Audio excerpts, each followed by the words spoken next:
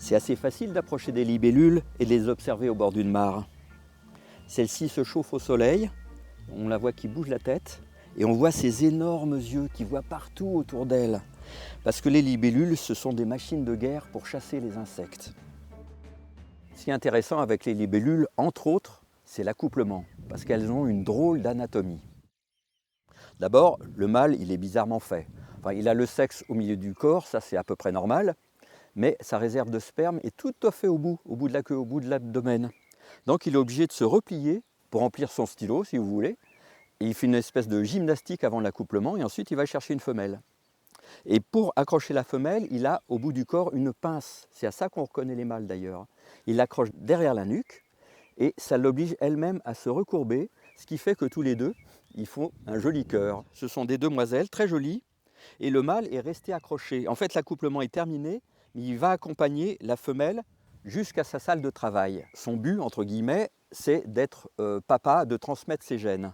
Donc comme les femelles sont volages, le mâle a ce que je pourrais appeler une bistouquette à balayette, c'est-à-dire qu'il fait le ménage dans l'intimité de sa partenaire pour évacuer le résultat de ses amours précédentes et pour être l'heureux papa. Sauf que ça ne marche pas parce que c'est la femelle qui décide, c'est elle qui choisira le dernier mâle. Ça, c'est la libellule adulte.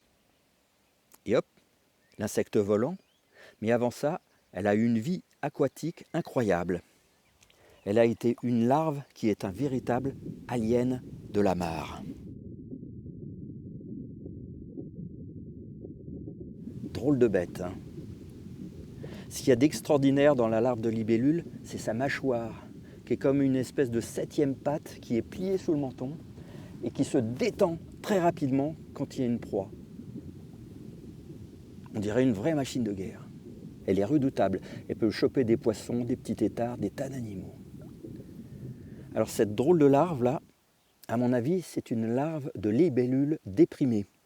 Alors déprimée, ça ne veut pas dire qu'elle n'a pas le moral, ça veut dire que quand elle est adulte, elle a le corps très plat, aplati, déprimé. Et quand elle est petite, elle a un drôle de système respiratoire, elle respire avec l'anus. Et là, on voit bien le mouvement de l'eau. Elle respire de l'eau, évidemment.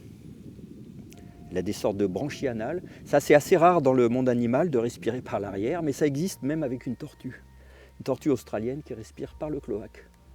On s'est aperçu que souvent, au lieu de mettre le museau hors de l'eau, elle met l'arrière. Et bien elle, c'est pareil. Il y a plein d'insectes aquatiques qui respirent avec l'arrière. Si vous vous intéressez aux libellules, je vous conseille un guide des libellules. Évidemment, chez Delachaux et Niestlé, les dessins sont superbes et là, vous allez tout identifier.